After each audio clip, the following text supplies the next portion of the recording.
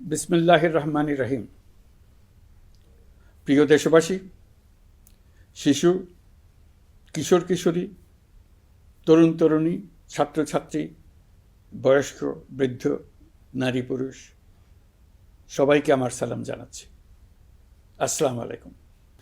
আজ 5ই অগাস্ট, জুলাই গণ অভ্যুত্থান দিবস। বাংলাদেশের ইতিহাসের এক অবিস্মরণীয় দিন। 1 বছর আগে এই দিনে জুলাই গণ অভ্যুত্থান পূর্ণতা পায়। দীর্ঘদিনের ফ্যাসিবাদী শাসন থেকে মুক্ত হয় প্রিয় স্বদেশ। গত বছরের জুনে আদালতের একটি রায়ে সরকারি চাকরিতে কোটা পুনর্বহাল হলে দেশের তরুণ শিক্ষার্থী সমাজ বিক্ষুব্ধ হয়ে ওঠে। তাদের এই ক্ষোভ দাবানলে পরিণত হয় স্বৈরাচারের তুচ্ছ-তাচ্ছিল্যে, দমন পীড়নে, নির্বিচারে গুলিবর্ষণ, নির্মম হত্যাযজ্ঞের কারণে। স্বৈরাচারী শাসকের নির্দেশে পরিচালিত হত্যাযজ্ঞের সামনে নির্ভীক চিত্তে দাঁড়িয়েছিল এদেশের ছাত্র, শ্রমিক, জনতা। তাদের সম্মুখভাগে ছিলেন আমাদের অদম্য নারীরা। দেশকে স্বৈরাচার মুক্ত করতে অকাতরে জীবন উৎসর্গ করেছেন তাঁরা। আজকের দিনে আমি জাতির সূর্য সন্তান জুলাই শহীদদের গভীর শ্রদ্ধার সঙ্গে স্মরণ করছি। জুলাইয়ে যারা আহত হয়েছেন, চিরতরে পঙ্গু হয়েছেন, দৃষ্টি হারিয়েছেন, জাতির পক্ষ থেকে আমি তাদের প্রতি শ্রদ্ধা ও কৃতজ্ঞতা জানাচ্ছি। প্রিয় দেশবাসী, গত 1 বছরে আমরা অনেক সংকট ও সম্ভাবনার মধ্য দিয়ে পার করেছি। অনেক ঘটনা, দুর্ঘটনা আমাদের গভীরভাবে বেদনাহত করেছে। সর্বশেষ মাইলস্টোন কলেজে বিমান বিধ্বস্ত হয়ে ঝরে গেছে আমাদের কোমলমতি শিশুসহ বেশ কিছু মানুষের প্রাণ। আগুনে পুড়ে আহত হয়েছেন অনেকেই।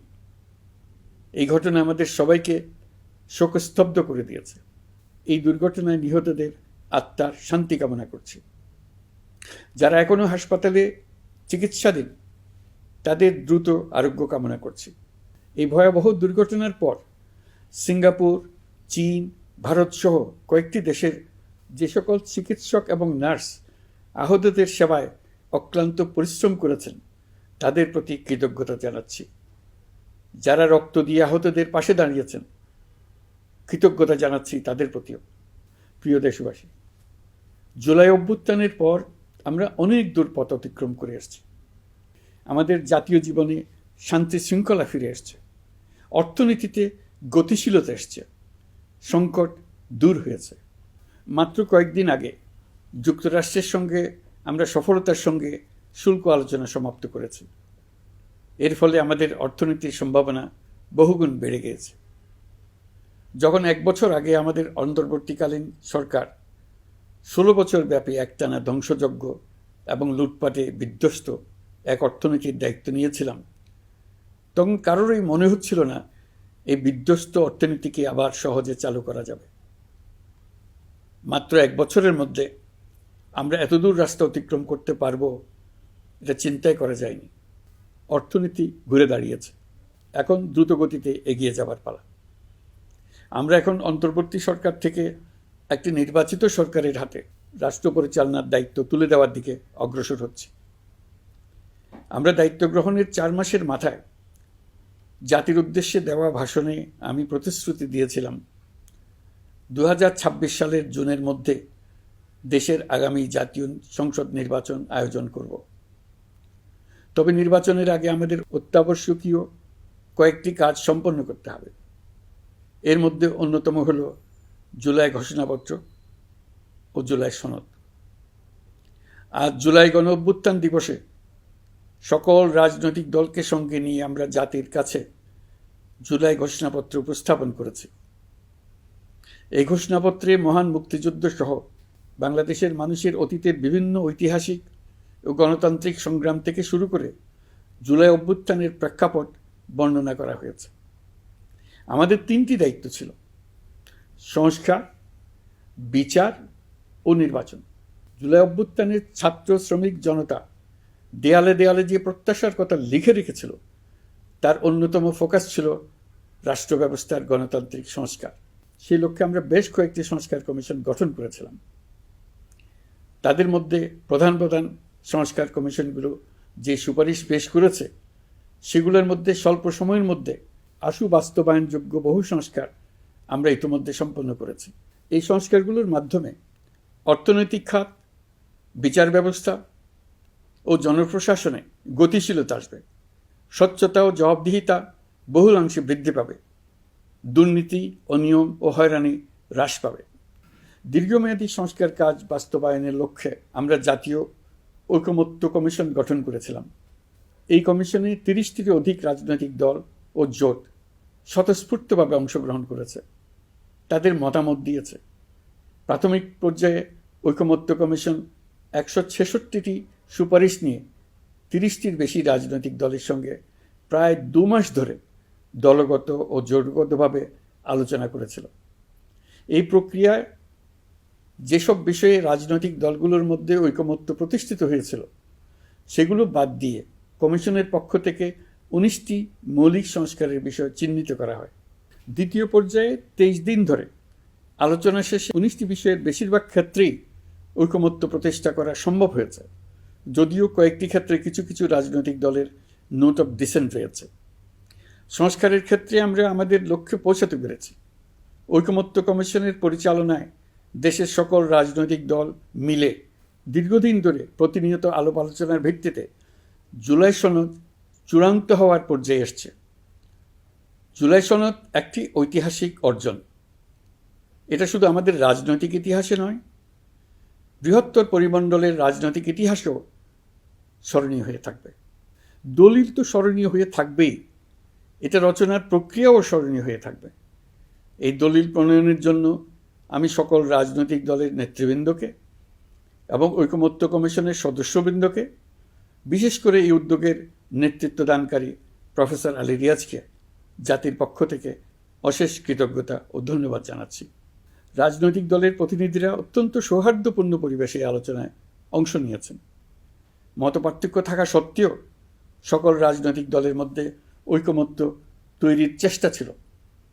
আমরা আশা করছি এই ঐকমত্যের ভিত্তিতে অচিরে রাজনৈতিক দলগুলি জুলাই সনদে স্বাক্ষর করবে এবং এর বাস্তবায়নেও ঐকমত্যে পৌঁছাবে।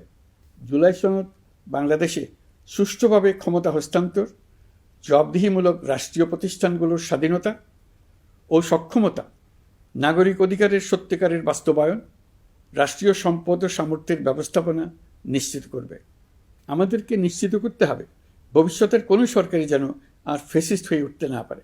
রাষ্ট্রকে এমনভাবে মেরামত করতে হবে যাতে কখনো কোথাও ফ্যাসিবাদের লক্ষণ পাওয়া গেলেই সেটিকে যেন তাৎক্ষণিকভাবে সেখানেই নির্মূল করা যায়, আর যেন 16 বছরের জন্য অপেক্ষা করতে না হয়, বহু মানুষকে প্রাণ দিতে না হয়, আমাদের যেন আরেকটি গণ অভ্যুত্থানের প্রয়োজন না হয়। জুলাই আগস্টের মানবতাবিরোধী অপরাধ মামলায় বিচার কাজ দৃঢ়ভাবে এগিয়ে চলেছে। বিচারের আনুষ্ঠানিক শুনানি পর্বও শুরু হয়েছে। ইতিহাসের নির্মম হত্যাযজ্ঞে যারা জড়িত তাদের বিচার এদেশের মাটিতে হবেই। বিচার প্রক্রিয়া ও এর ফলাফল ক্রমান্বয়ে মানুষের কাছে প্রকাশিত হতে থাকবে। বিচারের পুরো প্রক্রিয়া দেশবাসীর কাছে স্বচ্ছ ও দৃশ্যমান রাখা হচ্ছে। এবার আমাদের সর্বশেষ দায়িত্ব পালনের পালা, নির্বাচন অনুষ্ঠান।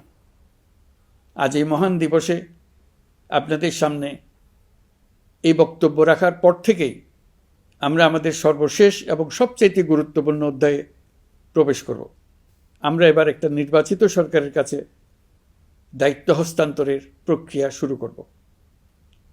অন্তর্বর্তী সরকারের পক্ষ থেকে আমি প্রধান নির্বাচন কমিশনারের কাছে চিঠি পাঠাবো যেন নির্বাচন কমিশন আগামী রমজানের আগে 2026 সালের ফেব্রুয়ারি মাসে জাতীয় নির্বাচন অনুষ্ঠানের আয়োজন করেন। আপনারা সকলেই দোয়া করবেন যেন সুন্দরভাবে নির্বাচন অনুষ্ঠান করে এদেশের সকল নাগরিক একটি নতুন বাংলাদেশ গড়ার কাজে সফলভাবে এগিয়ে যেতে পারে। আমরা সরকারের পক্ষ থেকে এই নির্বাচন যাতে সুষ্ঠু, শান্তিপূর্ণ এবং উৎসবমুখরভাবে সম্পন্ন করা যায় সেজন্য সকল প্রকার সাহায্য সহযোগিতা প্রদান করব।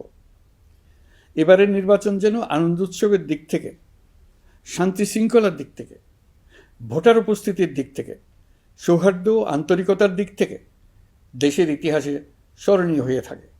সেই জন্য সকল আয়োজন সম্পন্ন করতে আগামীকাল থেকে আমরা সকলেই মানসিক প্রস্তুতি ও প্রাতিষ্ঠানিক আয়োজন শুরু করব। নির্বাচনে ভোটারদের সম্পর্কে দুই একটা কথা বলতে চাই। এবার আমরা প্রবাসী ভোটারদের ভোট দেওয়ার আয়োজন নিশ্চিত করতে চাই। অর্থনৈতিক দিক থেকে সম্পূর্ণ বিধ্বস্ত বাংলাদেশ যে আবার দ্রুত ঘুরে দাঁড়াতে পেরেছে, তার বড় কারণ হলো আমাদের রেমিটেন্স যোদ্ধাদের ঐতিহাসিক অবদান। নির্বাচনে তাদের অংশগ্রহণ নিশ্চিত করার জন্য নির্বাচন কমিশন প্রস্তুতি নিচ্ছে। নারী ভোটাররা যেন দেশের সর্বত্র নির্দ্বিধায় আনন্দোৎসাহ সহকারে তাদের ভোট দিতে পারে, এটা নিশ্চিত করতে চাই। এবার যেন কেন্দ্রে কেন্দ্রে নারী ভোটারদের ঢল নামে, আমরা সেই লক্ষ্যে সমস্ত ব্যবস্থা গ্রহণ করব। দেশের মানুষের ভোটাধিকার কেড়ে নেবার কারণে গত 15 বছর ধরে নাগরিকবৃন্দ ভোট দিতে পারেনি। এবারের নির্বাচনে আমরা আমাদের বকেয়া আনন্দ সহ মহা আনন্দে ভোট দিতে চাই। এবারের নির্বাচনে জীবনে প্রথমবার ভোট দিতে যাবে এরকম ভোটাররা নানা উৎসবের মধ্য দিয়ে ভোট কেন্দ্রে যাবে, তাদের এই দিনটি স্মরণীয় করে রাখার জন্য। এর মধ্যে নতুন নারী ভোটার থাকবে, নতুন পুরুষ ভোটার থাকবে। এর মধ্যে এমন ভোটার থাকবে যারা 15 বছর আগে থেকেই ভোট দিতে পারত, কিন্তু জীবনে একবারও ভোট দিতে পারেনি। এর মধ্যে আসবে যারা 10 বছর আগে, 5 বছর আগে ভোট দিতে পারত কিন্তু পারেনি। আর আসবে ভাগ্যবান ও ভাগ্যবতীর দল, যারা এই প্রথমবার ভোটার হওয়ার যোগ্যতা লাভ করলো এবং সঙ্গে সঙ্গে ভোট দেওয়ার সুযোগও পেয়ে গেল। নির্বাচনের দিনকে আমরা ঈদের উৎসবের মতো করতে চাই। এবারের ভোটের আনন্দ থাকবে সবার মধ্যে। আপনারা সবাই বাচ্চা কাচ্চাদের নিয়ে ভোট কেন্দ্রে যাবেন। নাগরিক অধিকার প্রয়োগের মহা আনন্দ পরবর্তী বংশধরদের কাছে তুলে ধরার জন্য এখন থেকে প্রতিদিন আলাপ আলোচনা করুন। আপনার এলাকায় ভোটদান ব্যবস্থা কেমন হলে সুন্দর হয়, কেমন হলে আনন্দমুখর হয়, সেটা আগে থেকে ঠিক করার জন্য। নতুন বাংলাদেশ গড়ার কাজের ভিত্তি রচনা হবে এবারের নির্বাচনে। তার জন্য প্রস্তুতি নিন। প্রিয় দেশবাসী, দেশের ইতিহাসে এখন পর্যন্ত যতগুলো বড় সংঘাত, সহিংসতার ঘটনা ঘটেছে, তার সবগুলোর নেপথ্য কারণ ছিল ত্রুটিপূর্ণ নির্বাচন। ত্রুটিপূর্ণ নির্বাচনের মধ্য দিয়ে কোনো দল যদি গায়ের জোরে নির্বাচিত হয়ে ক্ষমতায় আসে, তার চূড়ান্ত পরিণতি কী, তার জুলাই অভ্যুত্থান আমাদের দেখিয়ে দিয়েছে। আমরা ইতিহাসের কলঙ্কিত কোনো অধ্যায়ের পুনরাবৃত্তি আর করতে চাই না।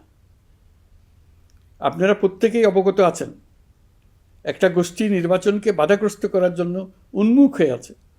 তারা দেশের গণতান্ত্রিক অগ্রযাত্রাকে ব্যাহত করতে দেশের বাইরে বসে ভেতরে থেকে নানা অপচেষ্টায় লিপ্ত রয়েছে।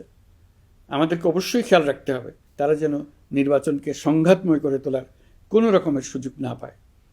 মাথায় রাখবেন, পরাজিত শক্তি নির্বাচনের আগ পর্যন্ত বারবার মাথাচাড়া দিয়ে ওঠার চেষ্টা করবে, কিন্তু একটি অবাধ, সুষ্ঠু, নিরপেক্ষ নির্বাচন সফলভাবে আয়োজন করা গেলে অপশক্তির পরাজয় চূড়ান্ত হবে। নির্বাচন সংক্রান্ত বিষয়ে প্রতিনিয়ত পরামর্শ নেওয়ার জন্য আমরা প্রযুক্তির সাহায্য নেব। এই জন্য একটি অ্যাপ তৈরির উদ্যোগ নিচ্ছি। দ্রুত এই অ্যাপটি চালু হবে। আপনারা আপনাদের সকল পরামর্শ, সকল মতামত, সকল আশঙ্কা এবং উদ্যোগের কথা এই অ্যাপের মাধ্যমে আমাদেরকে জানাবেন। আমরা তা যথাযথ কর্তৃপক্ষকে জানিয়ে দেব, সমস্যা সমাধানের জন্য ব্যবস্থা নেব। রাজনৈতিক দলগুলোর প্রতি আমার আহ্বান থাকবে, আপনাদের নির্বাচনী ইশতেহারে, আপনাদের প্রতিশ্রুতি, প্রতিজ্ঞা, পরিকল্পনায় কোনো কিছুতেই যেন তরুণরা বাদ না পড়ে, নারীরা বাদ না পড়ে। মনে রাখবেন, যে তরুণ তরুণীরা বাংলাদেশকে বদলে দিয়েছে, তারা বিশ্বকেও বদলে দেওয়ার ক্ষমতা রাখে। আপনার দল থেকে তাদেরকে সেই সুযোগ দেওয়ার উদ্যোগ নেন। আগামী নির্বাচনে সবাই নিরাপদে যার যার পছন্দের প্রার্থীকে ভোট দেবে, এটা নিয়ে কারো কোনো আপত্তির সুযোগ রাখা যাবে না। আমরা সবাই সবার পছন্দের প্রতি সম্মান দেখাবো, এটাই হোক আমাদের প্রতিজ্ঞা। প্রিয় দেশবাসী, আপনারা জানেন, সরকার দায়িত্ব গ্রহণের পরপরই দেশের দক্ষিণ ও উত্তরাঞ্চলে যে ভয়াবহ বন্যা পরিস্থিতি তৈরি হয়েছিল, তা ফসল উৎপাদনে ব্যাপক ক্ষতি সাধন করেছে। এর ফলে নিত্য প্রয়োজনীয় পণ্যের মূল্যবৃদ্ধির আশঙ্কা হয়েছিল। তবে সংশ্লিষ্ট প্রতিষ্ঠান ও কর্তৃপক্ষের যথাযথ পদক্ষেপ, নজরদারি ও মধ্যস্বত্বভোগীদের দৌরাত্ম্য কমানোর ফলে এটি এড়ানো গেছে। বিশেষ করে এবছরের পবিত্র মাহে রমজান মাস থেকে শুরু করে এখন পর্যন্ত বাজার পরিস্থিতি স্থিতিশীল রয়েছে। মূল্যস্ফীতির নিয়ন্ত্রণ ছিল আমাদের জন্য সবচেয়ে বড় চ্যালেঞ্জ। ভঙ্গুর অর্থনীতি ও বন্যার কারণে খাদ্য মূল্যস্ফীতি হয়েছিল প্রায় 14%। এখন সেটা অর্ধেকে নেমে এসছে। আমরা আশা করছি ডিসেম্বরের মধ্যে এটা 6% নেমে আসবে। এই জুন মাসে দেশের সার্বিক মূল্যস্ফীতি কমে 8.48% হয়েছে, যা বিগত 35 মাসের মধ্যে সর্বনিম্ন। এই নিয়ে 4 মাস ধরে সার্বিক মূল্যস্ফীতি ক্রমান্বয়ে কমেছে। বর্তমান অন্তর্বর্তীকালীন সরকারের প্রতি প্রবাসীদের অসীম আস্থার ফলে মুদ্রাবাজারেও স্থিতিশীলতা ফিরে এসছে। গত অর্থবছরে ব্যাংকিং চ্যানেলে রেকর্ড $3033 কোটি প্রবাসী আয় দেশে এসেছে। রপ্তানি আয়ে প্রায় 9% প্রবৃদ্ধি হয়েছে। এর ফলে টাকা শক্তিশালী হয়েছে। অনেক বছর পর ডলারের বিপরীতে টাকার মান বাড়ছে। গত 11 মাসে বৈদেশিক পাওনাদারদের পাওনা সুদ ও আসল বাবদ $4 বিলিয়ন অর্থাৎ $400 কোটি অর্থ পরিশোধ করা হয়েছে, যা এ যাবৎকালের সর্বোচ্চ। আগের বকেয়া আদায় পরিশোধের পরও বৈদেশিক মুদ্রার রিজার্ভ বাড়ছে। আগামীতে এই ধারা বজায় থাকবে বলে আমরা আশা করি। বিদেশি বিনিয়োগ বৃদ্ধিতে বিভিন্ন উদ্যোগ নেওয়ার ফলে এই বছরের প্রথম 3 মাসে বিদেশি বিনিয়োগ এসছে $10,500 কোটি। গত বছরের একই সময়ের তুলনায় এটা দ্বিগুণেরও বেশি। আর অক্টোবর থেকে হিসাব করলে 6 মাসে ফরেন ডাইরেক্ট ইনভেস্টমেন্ট এসছে $16,500 কোটি, যা গত সরকারের আমলের শেষ 6 মাসের তুলনায় দ্বিগুণ। কর্মসংস্থান সৃষ্টি অন্তর্বর্তীকালীন সরকারের অন্যতম বড় লক্ষ্য। সম্প্রতি হংকং ভিত্তিক শিল্পগোষ্ঠী হান্ডা বাংলাদেশের বস্ত্র ও তৈরি পোশাক খাতে $250 মিলিয়ন বিনিয়োগের প্রতিশ্রুতি নিয়ে এসছে, যা এ খাতে চীনা কোনো কোম্পানির একক সর্বোচ্চ বিনিয়োগ। তাদের এই বিনিয়োগের ফলে 25,000 লোকের কর্মসংস্থান হবে। আমরা দৃঢ়ভাবে বিশ্বাস করি হান্ডার এই বিনিয়োগ আরও চীনা কোম্পানিকে এদেশে বিনিয়োগের জন্য উৎসাহিত করবে। এর মাধ্যমে আমাদের তরুণ তরুণীদের কর্মসংস্থানের পথ খুলবে। গত 16 বছরে দেশ থেকে যে বিপুল পরিমাণ অর্থ পাচার হয়ে গিয়েছে, আমরা সেটা ফিরিয়ে আনার উদ্যোগ নিয়েছি। এই দীর্ঘ আইনি প্রক্রিয়ার জন্য সরকার নামকরা বিদেশি আইনি প্রতিষ্ঠানকে নিয়োগ দিয়েছে। যথাযথ আইনি পদক্ষেপের ফলে বিশ্বের বিভিন্ন দেশে ফেসিবাদী দুর্বৃত্তরা যে অর্থ সম্পদের পাহাড় গড়েছে তার কিছু কিছু ইতিমধ্যে জব্দ হয়েছে। এই কার্যক্রম সঠিকভাবে চালিয়ে যেতে পারলে অল্প সময়ের মধ্যে আরও কিছু ইতিবাচক ফলাফল পাওয়া যাবে বলে আমি বিশ্বাস করি। দেশের ভেঙে পড়া অর্থনীতিকে মজবুত করতে হলে আমাদের চিন্তায় মৌলিক পরিবর্তন আনতে হবে। আমি বরাবরই বলে এসেছি, এদেশের নদী ও বিশাল সমুদ্র আমাদের মূল্যবান সম্পদ। আমরা এই সম্পদকে কাজে লাগিয়ে সমান্তরালভাবে পানিভিত্তিক অর্থনীতি গড়ে তুলতে চাই। আমরা প্রায় ভুলে যাই যে বঙ্গোপসাগরের একটা অংশও আমাদের দেশ। এর পরিমাণ আমাদের মোট জমির পরিমাণের চাইতে বেশি। আমরা প্রায় সবসময় জমিভিত্তিক আমাদের অর্ধেক দেশ নিয়ে মাথা ঘামাই, বাকি পানিভিত্তিক অর্ধেক দেশকে হিসাবেই ধরি না, কারণ আমরা ওই অংশে বসবাস করি না। আমরা তো হাওর বাওরেও বসবাস করি না, তাই বলে তো তাকে হিসাবের বাইরে রাখেন। এখন থেকে আমাদের অংশের বঙ্গোপসাগরকে আমরা আমাদের দেশের মূল্যবান অংশ, এই কথা সবসময় মাথায় রেখে অগ্রসর হব। এই অংশের পানির উপর দিয়ে দেশ বিদেশের সঙ্গে আমরা বাণিজ্য করব। তার মাধ্যমে আমরা পুরো পৃথিবীকে আমাদের প্রতিবেশী বানাবো। এই পানির মধ্যে আছে অফুরন্ত সম্পদ, মৎস্য সম্পদ, যা প্রতি বছর ফসল দেয়। এই পানির নিচে আছে অফুরন্ত গ্যাস। এর সব কিছুকে নিয়েই প্রতিনিয়ত আমাদের চিন্তাভাবনাকে চালিত করতে হবে। বর্তমান সরকার চট্টগ্রাম বন্দর ব্যবস্থাপনাকে নতুন করে সাজানোর উদ্যোগ নিয়েছে। সরকার সম্প্রতি বাংলাদেশ নৌবাহিনী পরিচালিত ড্রাই ডক লিমিটেডকে নিউ মুরিং টার্মিনাল কন্টেইনার হ্যান্ডলিংয়ের দায়িত্ব দিয়েছে। তারা কাজ শুরু করা মাত্রই কিছু ইতিবাচক পরিবর্তন এসছে। প্রথম 2 সপ্তাহে দেখা গেছে আগের তুলনায় প্রতিদিন গড়ে 225টি বেশি কন্টেইনার হ্যান্ডলিং হচ্ছে। এই বন্দরকে আধুনিকভাবে গড়ে তোলা গেলে তা শুধু বাংলাদেশের অর্থনীতিতেই ভূমিকা রাখবে না, নেপাল, ভুটান সহ পার্শ্ববর্তী অঞ্চলের অর্থনীতিতে ইতিবাচক ভূমিকা রাখতে সক্ষম হবে। বিনিময়ে তারাও উপকৃত হবে, আমরাও উপকৃত হব। আমাদের উপকূল অঞ্চল অফুরন্ত সম্ভাবনার আধার। কুমিরা থেকে টেকনাফ পর্যন্ত নানা বন্দরের কর্মচাঞ্চল্যে সমগ্র উপকূল অঞ্চলকে দক্ষিণ এশিয়ার একটি গুরুত্বপূর্ণ অর্থনৈতিক প্রাণকেন্দ্র হিসেবে প্রতিষ্ঠা করবে। এই পুরো অঞ্চলে অনেকগুলো শিল্পাঞ্চল গড়ে উঠবে শুধু সমুদ্রের সান্নিধ্য এবং তার ব্যবহারের দক্ষতার কারণে। সমুদ্র উপকূলীয় অঞ্চলের সম্পদ ও পরিবেশের টেকসই ব্যবহার নিশ্চিত করতে আমাদের বন্ধু দেশগুলোর সঙ্গে আলোচনা শুরু করেছি। তারা উৎসাহ সহকারে সাড়া দিয়েছেন। গভীর সমুদ্রকে আমরা এখনও আমাদের কল্যাণে কাজে লাগাতে পারিনি। একে কেন্দ্র করে আমরা মাছ পালন, আহরণ ও প্রক্রিয়াজাতকরণের শিল্প গড়ে তুলতে কাজ শুরু করেছি। এতে করে লক্ষ লক্ষ মানুষের কর্মসংস্থান হবে, আমাদের অর্থনীতি নতুন শক্তিতে বলীয়ান হবে। প্রিয় দেশবাসী, প্রবাসী বাংলাদেশিদের জন্য ভিসা সংক্রান্ত জটিলতা দূর করতে আমরা গভীরভাবে কাজ করে যাচ্ছি। বাংলাদেশি নাগরিকদের জন্য আরব আমিরাত পুনরায় ভিসা চালু করেছে। মালয়েশিয়া কর্তৃপক্ষ বাংলাদেশি কর্মীদের জন্য প্রথমবারের মতো মাল্টিপল এন্ট্রি ভিসা চালু করেছে। অন্যান্য দেশের সঙ্গেও ভিসা জটিলতা কীভাবে কমিয়ে আনা যায় এ নিয়ে আমরা কাজ করে যাচ্ছি।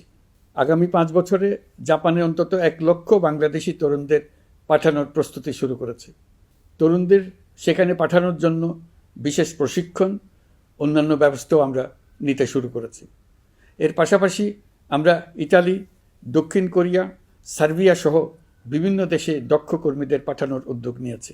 সৌদি আরব, জর্ডান, ওমান সহ বিভিন্ন দেশে নথিপত্রের কারণে যে প্রবাসীরা ইরেগুলার হয়ে গিয়েছিলেন তাদেরকে রেগুলারাইজ করার জন্য ব্যবস্থা নিয়েছে। আমরা বিভিন্ন দেশের সঙ্গে বিদ্যমান চুক্তিগুলোকে পর্যালোচনা করে দেখছি যাতে আমাদের প্রবাসী ভাই বোনদের জন্য সেগুলো স্বস্তিদায়ক হয়। দেশে এবং দেশের বাইরে বাংলাদেশের নাগরিকরা যে যেখানে অবস্থান করছে তারা যাতে সব ধরনের নাগরিক সুবিধা পান, আমরা সেই বিষয়ে উদ্যোগ নিয়েছি। চলতি বছর আমাদের নানা উদ্যোগের ফলে প্রায় 87,000 বাংলাদেশি সুষ্ঠুভাবে হজ পালন করতে পেরেছেন। হজের ব্যয়ও অন্যান্য বছরের তুলনায় আমরা কমিয়ে আনতে পেরেছি। হাজিরা যাতে নির্বিঘ্নে হজ সম্পন্ন করতে পারে সেজন্য লাব্বায়েক নামে অ্যাপ চালু করেছে, যার মাধ্যমে ঘরে বসেই হাজিদের আত্মীয় স্বজন, পরিবার পরিজন তাদের অবস্থান প্রতি মুহূর্তে জানতে পেরেছেন। এই বছর দক্ষিণ এশিয়ার অন্যান্য দেশগুলোতেও আমাদের হজ ব্যবস্থাপনা প্রশংসিত হয়েছে। আগামী বছরের হজ ব্যবস্থাপনা যেন আরও নির্বিঘ্নে সম্পন্ন করা যায় সেজন্য মন্ত্রণালয় এখন থেকেই প্রস্তুতি নিতে শুরু করেছে। প্রিয় দেশবাসী, জুলাই গণঅভ্যুত্থানে তরুণ শিক্ষার্থীদের পাশে ঢাল হয়ে দাঁড়িয়েছিলেন আমাদের বাবা মা ও শিক্ষকরা। আমাদের বাবা মায়েরা তাদের সন্তানকে বহু কষ্টে বড় করে বিশ্ববিদ্যালয়ে পাঠায়। লেখাপড়া শেষ করে অনেক ছাত্র অসুস্থ হয়ে বের হয়। এর কারণ আবাসিক হলের নোংরা পরিবেশ, খাবারের নিম্নমান, তার উপর দলীয় সন্ত্রাসীদের দমনপীড়ন। বিশ্ববিদ্যালয়ে পড়াশোনার পরিবর্তে প্রতিদিন শিক্ষার্থীদের জোর করে রাজনৈতিক দলের প্রোগ্রামে নিয়ে যাওয়া হতো। প্রশাসন ও শিক্ষকরা সবই জানতেন, অথচ কেউ এটি থামাতে পারেননি, চেষ্টাও করেননি। কারণ শিক্ষকদের একটি বড় অংশ প্রমোশনের জন্য, সুবিধার জন্য দলীয় রাজনীতিতে জড়িত ছিলেন, নিপীড়কের ভূমিকায় ছিলেন। প্রতিটি বিশ্ববিদ্যালয়ের আবাসিক হলগুলোতে দলীয় সন্ত্রাসীদের নিয়ন্ত্রণ আর অমানসিক নির্যাতন চলত। সেখানে গড়ে তোলা হয়েছিল টর্চার সেল। অন্তর্বর্তী সরকার প্রতিশ্রুতিবদ্ধ যে আমরা আর কখনো শিক্ষা প্রতিষ্ঠানগুলোকে এমন কোনো রাজনীতি দ্বারা কলুষিত হতে দেব না যা পড়াশোনার পরিবেশ নষ্ট করে, তরুণদের জীবন ধ্বংস করে। বাবা মায়েদের যেন সন্তানকে বিশ্ববিদ্যালয়ে পড়তে পাঠিয়ে আর কখনো শঙ্কায় থাকতে না হয়। বর্তমান সরকার দায়িত্ব গ্রহণের পরপরই শিক্ষা ব্যবস্থার উন্নতির জন্য ধারাবাহিকভাবে পরামর্শ কমিটির সঙ্গে বৈঠক করেছে, বিভিন্ন উদ্যোগ হাতে নিয়েছে। বিদ্যালয়গুলোতে শিক্ষার মান কীভাবে বাড়ানো যায় সে বিষয়ে বিভিন্ন উদ্যোগ নেওয়া হচ্ছে। সরকার কিছুদিন আগে সারা দেশের সরকারি প্রাথমিক বিদ্যালয়ের সব প্রধান শিক্ষকের বেতনের গ্রেড 1 ধাপ বাড়িয়ে 10ম গ্রেড করার সিদ্ধান্ত নিয়েছে। এটি একটি যুগান্তকারী সিদ্ধান্ত। প্রাথমিক বিদ্যালয়গুলিতে শূন্য পদে 6,500 প্রধান শিক্ষক নিয়োগের প্রক্রিয়া চলছে। প্রাথমিকের পড়াশোনার পদ্ধতিগত পরিবর্তনের দিকেও আমরা মনোযোগ দিচ্ছি। সব স্কুলে ইন্টারনেট সংযোগ ও মাল্টিমিডিয়া শ্রেণীকক্ষ তৈরির নির্দেশ দেওয়া হয়েছে। পার্বত্য চট্টগ্রামে কমপক্ষে 100টি স্কুলে এবছরের মধ্যেই ই-লার্নিং চালু হবে।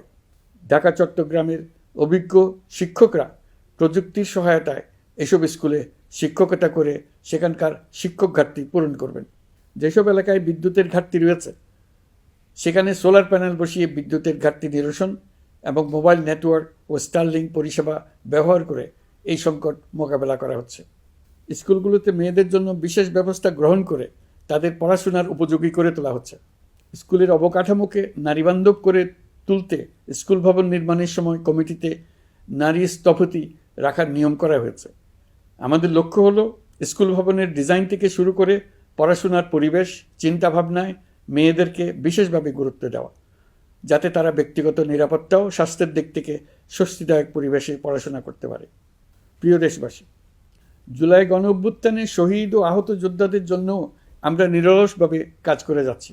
এখন পর্যন্ত 775টি শহীদ পরিবারকে প্রায় 100 কোটি টাকার সঞ্চয়পত্র ও মাসিক ভাতা বাবদ ব্যাংক চেক দেওয়া হয়েছে। অবশিষ্ট যারা আছেন তাদেরও কয়েকটি আইনগত বিষয় নিষ্পত্তি সাপেক্ষে সঞ্চয়পত্র দেওয়ার প্রক্রিয়া চলছে।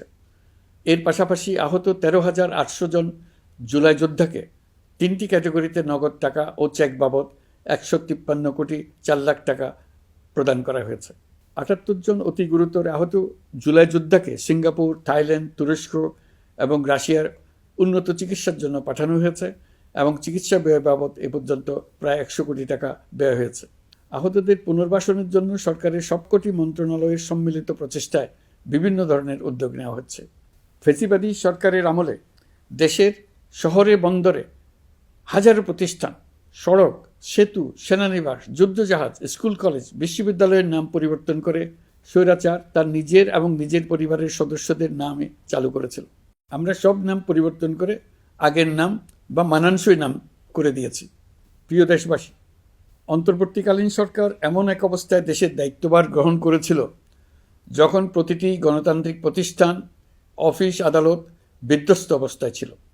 আমাদের প্রথম এবং প্রাথমিক কাজ ছিল এই প্রতিষ্ঠানগুলোর সংস্কার এবং পুনর্নির্মাণে হাত দেওয়া, আইনশৃঙ্খলা বাহিনী পুনর্গঠন, অর্থনীতি পুনরুদ্ধার, আইন আদালত, নির্বাচন কমিশন সহ যাবতীয় গণতান্ত্রিক প্রতিষ্ঠানকে সচল করা এবং নাগরিকদের নিকট দায়বদ্ধ করে তোলা। রক্তাক্ত জুলাই ছিল স্বৈরাচারের বিরুদ্ধে তরুণদের পুঞ্জীবিত ক্ষোভের বহিঃপ্রকাশ। 16 বছর ধরে সরকারের স্বৈরাচারী আচরণের বিরোধিতা করে যতগুলো আন্দোলন হয়েছে, প্রতিটিতেই দলীয় সন্ত্রাসীরা অস্ত্র হাতে আন্দোলনকারীদের আক্রমণ করেছে। প্রতিটি আন্দোলনকেই দমন করার জন্য দলীয় সন্ত্রাসীরা সর্বোচ্চ আঘাত করেছে, যেখানে আইনশৃঙ্খলা বাহিনীকেও অংশ নিতে নির্দেশ দেওয়া হয়েছে অথবা দাঁড়িয়ে দর্শকের ভূমিকায় থাকতে বলা হয়েছে। একটি স্বাধীন বিচার বিভাগের জন্য অন্তর্বর্তী সরকার সংস্কার কাজ হাতে নিয়েছে। বিচার বিভাগীয় সংস্কার কমিশনের প্রস্তাবনা অনুযায়ী সুপ্রিম কোর্ট বিচারক নিয়োগ সহ যে সকল কাজ এই সরকার স্বল্প সময়ের মধ্যে করে যেতে পারবে, সে সকল কাজের অধিকাংশ ইতিমধ্যে সম্পন্ন করা হয়ে গেছে। বাকি কাজ চলমান রয়েছে। স্বৈরাচার আমলে দলীয় বাহিনীতে পরিণত হওয়া ভঙ্গুর আইনশৃঙ্খলা বাহিনীকে নতুন করে গড়ে তোলার জন্য আমরা সর্বোচ্চ ব্যবস্থা নিয়েছি। আইনশৃঙ্খলা বাহিনী দ্বারা কোনো মানবাধিকার লঙ্ঘন যাতে না ঘটে, সেই জন্য পুলিশ সদর দপ্তরে একটি সেল কার্যকর করা হয়েছে, যেখানে মানবাধিকার সহ পুলিশ সদস্যদের মাধ্যমে সংগঠিত যে কোনো অপরাধের বিষয়ে অভিযোগ করা যায়। এই সমস্ত সেল অন্যান্য আইন প্রয়োগকারী সংস্থার প্রধান কার্যালয়েও স্থাপন করা হচ্ছে। আসামিদের জিজ্ঞাসাবাদ হবে স্বচ্ছ কাচের ঘরে। হাজতখানায় বন্দীদের মানবিক সেবা নিশ্চিত করা হবে। অভিযান পরিচালনার সময় পুলিশ যেন জিপিএস ট্র্যাকিং সিস্টেম ডিভাইস সহ বডি ক্যামেরা পরিধান করেন তা নিশ্চিত করা হবে। পুলিশ যেন আর কখনোই কোনো আন্দোলন দমনে প্রাণঘাতী অস্ত্র ব্যবহার করতে না পারে, সেই ব্যবস্থা নেওয়া হয়েছে। বেআইনি সমাবেশে বল প্রয়োগের ক্ষেত্রে জাতিসংঘের স্বীকৃত 5টি ধাপ অনুযায়ী পুলিশ সদস্যদের প্রশিক্ষণ দেওয়া হচ্ছে। সব মিলিয়ে স্বরাষ্ট্র মন্ত্রণালয়ের পুলিশ সংস্কার কমিশনের প্রস্তাব অনুযায়ী 16টি সংস্কার কাজ সম্পন্ন হয়েছে। আরও 43টি সংস্কার কাজ সমাপ্ত হওয়ার পথে। দেওয়ানি আইন, নারী ও শিশু নির্যাতন দমন আইন সহ বিভিন্ন আইনগত সংস্কার সম্পন্ন হয়েছে। সম্প্রতি সরকার ফৌজদারি কার্যবিধি সংশোধন অধ্যাদেশ 2025 অনুমোদন করেছে। এর ফলে এখন থেকে কোনো ব্যক্তিকে আটকের পর 12 ঘন্টার মধ্যে যত দ্রুত সম্ভব পরিবারকে জানাতে হবে। আটককৃত ব্যক্তিকে আইনজীবীর সঙ্গে সাক্ষাতের সুযোগ দিতে হবে। গ্রেপ্তারকৃত ব্যক্তি রিমান্ডের পর অসুস্থ বা আহত হলে তাকে ডাক্তার কর্তৃক পরীক্ষা করতে হবে এবং আঘাতের কারণ নিশ্চিত হতে হবে। তার প্রয়োজনীয় চিকিৎসা দিতে হবে। এক্ষেত্রে পুলিশের দায় থাকলে আইনি ব্যবস্থা নেওয়ার বিধান যুক্ত করা হয়েছে। এই আইনের ফলে গ্রেফতার ও আটক নিয়ে মানুষের হয়রানি অনেক কমে আসবে, পুলিশের জবাবদিহিতে বাড়বে এবং বিচারের কাজ দ্রুততর হবে। পুলিশ সংস্কার কমিশনের সুপারিশ ছিল কোনো ব্যক্তি থানায় জিডি করতে গেলে অবশ্যই তা গ্রহণ করতে হবে। জিডি গ্রহণ করা ছাড়া থানা থেকে কোনো ব্যক্তিকে ফিরিয়ে দেওয়া যাবে না। এই সুপারিশের ভিত্তিতে সরকার সিদ্ধান্ত নিয়েছে দেশের সব থানায় অনলাইনে জিডি করা যাবে। এখন থানায় জিডি না নেওয়ার আর কোনো অভিযোগ থাকবে না। গণতান্ত্রিক চর্চার অন্যতম প্রধান শর্ত গণমাধ্যমের স্বাধীনতা। অতীত ইতিহাসের দিকে তাকালে দেখা যায় মুক্ত সাংবাদিকতার ক্ষেত্রে প্রথম এবং সবচেয়ে বড় বাধা হিসেবে কাজ করেছে সরকার। অন্তর্বর্তী সরকার এইসব বাধা অপসারণে বিভিন্ন উদ্যোগ নিয়েছে। আমরা সমালোচনাকে উন্মুক্ত করে দিয়েছি। যে কেউ চাইলেই যে কোনো মাধ্যমে, সেটা মূলধারার গণমাধ্যম হোক কিংবা সামাজিক যোগাযোগ মাধ্যমেই হোক, সরকারের সমালোচনা করতে পারছেন। এমনকি রাষ্ট্রীয় গণমাধ্যমেও সরকারের সমালোচনা করা যাচ্ছে। নিকট অতীতে যা ছিল অকল্পনীয়। সাংবাদিকদের জবাবদিহিতা নিশ্চিত করার জন্য সরকার ইতিমধ্যে প্রেস কাউন্সিল পুনর্গঠন করেছে। আপনারা জানেন, সামাজিক যোগাযোগ মাধ্যমে প্রতিদিন বিপুল পরিমাণ গুজব ও অপতথ্য ছড়িয়ে পড়ছে। দেশকে অস্থিতিশীল করতে হাতিয়ারে পরিণত হয়েছে গুজব। অপতথ্য মোকাবেলা করার জন্য সাংবাদিকদের সক্ষমতা বাড়াতে বিভিন্ন ধরনের প্রশিক্ষণের ব্যবস্থা নেওয়া হচ্ছে। স্বৈরাচারী সরকার আমলে সাংবাদিকতার ক্ষেত্রে বড় বাধা ছিল ডিজিটাল নিরাপত্তা আইন, যা পরে সাইবার নিরাপত্তা আইন রূপে আবির্ভূত হয়েছিল। আমরা এই আইনটি বাতিল করেছি। এই আইনের অধীনে সাংবাদিকদের বিরুদ্ধে করা সব মামলা বাতিল করা হয়েছে। সংবাদ মাধ্যমের স্বাধীনতা নিশ্চিতকরণে এটি একটি বড় অগ্রগতি। নতুন যে আইন প্রণীত হয়েছে তাতে আগের আইনের নিবর্তনমূলক 9টি ধারা বাদ দেওয়া হয়েছে। আগের আইনের আওতায় করা 95% মামলায় এসব ধারায়। আমরা বিশ্বাস করি নতুন আইন প্রণয়নের পর সাংবাদিকদের আইনি হয়রানি বন্ধ হবে। গত বছর মানুষের প্রতিবাদকে স্তব্ধ করে দিতে ফ্যাসিবাদী সরকার ইন্টারনেট বন্ধ করে দিয়েছিল, যাতে গোপনে তারা দমন নিপীড়ন হত্যাকাণ্ড চালাতে পারে। অন্তর্বর্তী সরকার সাইবার সুরক্ষা আইন সংশোধন করে নতুন অধ্যাদেশে প্রথমবারের মতো ইন্টারনেটকে মৌলিক অধিকার হিসেবে অন্তর্ভুক্ত করেছে। সম্প্রতি আন্তর্জাতিক bandwidth real time internet traffic পরিবহনে 4 টেরাবাইট সেকেন্ডের মাইলফলক অতিক্রম করেছে বাংলাদেশ সাবমেরিন কেবলস পিএলসি। বাংলাদেশে ইন্টারনেট সেবার মান ভালো করতে সরকারের পক্ষ থেকে সর্বোচ্চ উদ্যোগ নেওয়া হয়েছে। প্রিয় দেশবাসী, আপনাদের আহ্বানে একটি ঐতিহাসিক সন্ধিক্ষণে আমরা দায়িত্বভার গ্রহণ করেছিলাম। জুলাই অভ্যুত্থানের সৃষ্ট নতুন বাংলাদেশের যে অভূতপূর্ব সম্ভাবনা জাগ্রত হয়েছে, তাকে এগিয়ে নিতে আপনারা আমাদেরকে দায়িত্ব দিয়েছিলেন। গত 12 মাস ধরে আপনাদের সবাইকে সাথে নিয়ে জুলাইয়ের দাবি পূরণের চেষ্টা করে যাচ্ছি। আসুন আজ জুলাই গণ অভ্যুত্থান দিবসে প্রতিজ্ঞাবদ্ধ হয়ে এই জাতিকে আমরা আর কখনো বিভক্ত হতে দেব না। আমরা সকল নাগরিকের প্রতি মর্যাদাশীল থাকব, তিনি যেই পরিচয়েরই হন না কেন। আমরা দৈনন্দিন জীবনে নানা ঘাত প্রতিঘাতে সাময়িকভাবে যদি পথভ্রষ্ট হয়েও পড়ি, প্রতি বছর জুলাই আমাদেরকে নতুন করে ঐক্যবদ্ধ হতে শক্তি যোগাবে। জুলাই তরুণদের উসিলায় জাতির আত্ম আবিষ্কারের মাস, ভুলভ্রান্তি শুধরে নেবার মাস, গর্তে পড়ে যাওয়ার প্রবণতা থেকে নিজেদেরকে রক্ষা করার মাস। জুলাই গ্রামে গঞ্জে, সরকারি বেসরকারি স্কুল কলেজে, বিশ্ববিদ্যালয়ে, ফসলের মাঠে, ঘরে বাড়িতে কিশোর কিশোরী তরুণ তরুণীদের কাছ থেকে তাদের আকাঙ্ক্ষাগুলো জেনে নেওয়ার মাস। নির্বাচন আসছে। যদি আপনি আপনার নির্বাচনী এলাকা থেকে দূরে বসবাস করেন, তবে এখন থেকে নিয়মিত নির্বাচনী এলাকা পরিদর্শন করুন, যাতে সেরা ব্যক্তিকে নির্বাচিত করতে আপনি প্রস্তুত হতে পারেন। যাদের তাজা রক্তের বিনিময়ে আমরা আমাদের এই অতি মূল্যবান অধিকার ফিরে পেলাম, ভোটটা দেওয়ার আগ মুহূর্তে যেন তাদের চেহারা আমাদের চোখে ভেসে ওঠে। ফেব্রুয়ারি বেশি দূরে নয়। নির্বাচন নিয়ে প্রস্তুতি নিতে নিতেই ভোটের দিন এসে পড়বে। বহু বছর আমরা কেউ ভোট দিতে পারিনি। এবার আমরা সবাই ভোট দেব, কেউ বাদ যাবে না। সবাই যেন বলতে পারি, নতুন বাংলাদেশ গড়ার পথে দেশকে রওনা করার জন্য আমি আমার ভোটটা দিয়েছিলাম। আমার ভোটে দেশটা সে পথে রওনা হতে পেরেছিল। জুলাই গণ অভ্যুত্থান দিবসে সকল নাগরিকের কাছে আমার আহ্বান, আসুন নতুন বাংলাদেশ গড়ার প্রথম বড় পরীক্ষায় সফলভাবে উত্তীর্ণ হই। মহান আল্লাহ আমাদের সহায় হন। আল্লাহ হাফেজ।